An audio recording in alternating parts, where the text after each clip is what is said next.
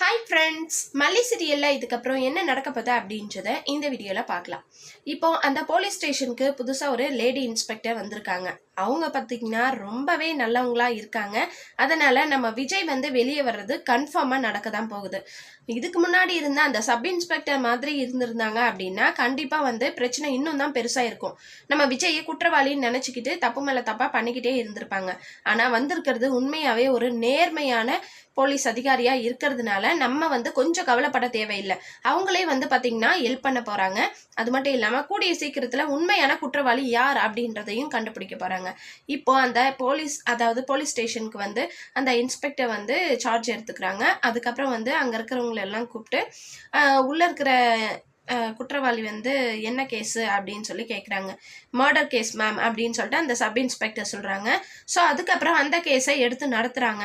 அந்த ஸ்பாட்டுக்கு போகிறாங்க. அதாவது சுடர் எரிக்கப்பட்டதாக இருக்கிற அந்த இடத்துக்கு போயிட்டு அங்கே பார்க்குறாங்க. எல்லாத்தையும் பார்த்துட்டு இருக்கும்போது அந்த லேடி இன்ஸ்பெக்டர் பார்த்திங்கன்னா ஒரு ஒரு ஒரு விஷயத்த சொல்கிறாங்க. அது என்ன விஷயம் அப்படின்னா, எண்ணி ஒரு வாரத்துக்குள்ள அந்த கொலையை செஞ்சவன் யாரு அப்படின்றத கண்டுபிடிச்சி நான் கோர்ட்ல நிப்பாட்ட தான் போறேன் அப்படின்னு சொல்லிட்டு சொல்றாங்க. ஸோ அவங்க அப்படி சொல்லும் போதே பார்த்தீங்கன்னா நமக்கு ரொம்பவே தைரியமா இருக்கு. ஒரு எனர்ஜெட்டிக்கான ஒரு வேர்டா இருக்கு. அந்த அளவுக்கு ரொம்பவே கான்ஃபிடென்ட்டா சொல்றாங்க. நம்ம விஜய்க்கு கண்டிப்பா ஃபுல் சப்போர்ட்டா இருந்து உண்மையான குற்றவாளியை கண்டுபிடிக்க போறாங்க. இன்னொரு பக்கம் நம்ம மனோகர் தீவிரமா களத்துல இறங்கிட்டாரு. மல்லி சொன்ன விஷயத்த வச்சு அந்த கதிரேசன் கிட்ட விசாரிக்கலாம் அப்படின்னு சொல்லிட்டு கதிரேசனை வெளியே அவுட்டர் பிளேஸ்க்கு வர வைக்கிறாங்க. என்னப்பா என்ன விஷயம், எதுக்கு திடீர்னு நீ வர சொன்ன அப்படின்னு சொல்லிட்டு கதிரேசன் கேட்குறாரு. அதுக்கு நம்ம மனோகர் என்ன கேட்குறாரு அப்படின்னு பார்த்தீங்கன்னா, இல்லை அந்த சுடர் சாவறதுக்கு முன்னாடி உங்களுக்கு ஏதாவது கால் பண்ணாலா அப்படின்னு சொல்லிட்டு கேஷுவலாக கேட்குறாரு. அது அந்த மாதிரி மனோகர் கேட்டதும் அந்த கதிரேசனோட ஃபேஸை பார்க்கணுமே, அப்படியே பேயறைஞ்ச மூஞ்சி மாதிரி இருக்குங்க. அந்த அளவுக்கு பார்த்தீங்கன்னா ரொம்பவே பயங்கரமாக இருக்குது. ஸோ இதுதான் ப்ரொமோவில் கொடுத்துருக்காங்க. இதுக்கப்புறம் நம்ம கொஞ்சம் கவலைப்பட தேவையில்லை. மனோகர் மல்லி எல்லாம் சேர்ந்துக்கிட்டு ஒரு சின்ன சின்ன ஐடியா க்ளூ இந்த மாதிரி இந்த லேடி இன்ஸ்பெக்டருக்கு கொடுத்தாங்க அப்படின்னா இன்னும் சீக்கிரத்திலேயே கண்டுபிடிக்க போறாங்க. நமக்கு தெரிஞ்சு சுடரை கொலை பண்ணது ஒன்று சுடர் உயிரோட இருக்கணும். இது எல்லாமே சுடரோட பிளானா இருக்கணும்.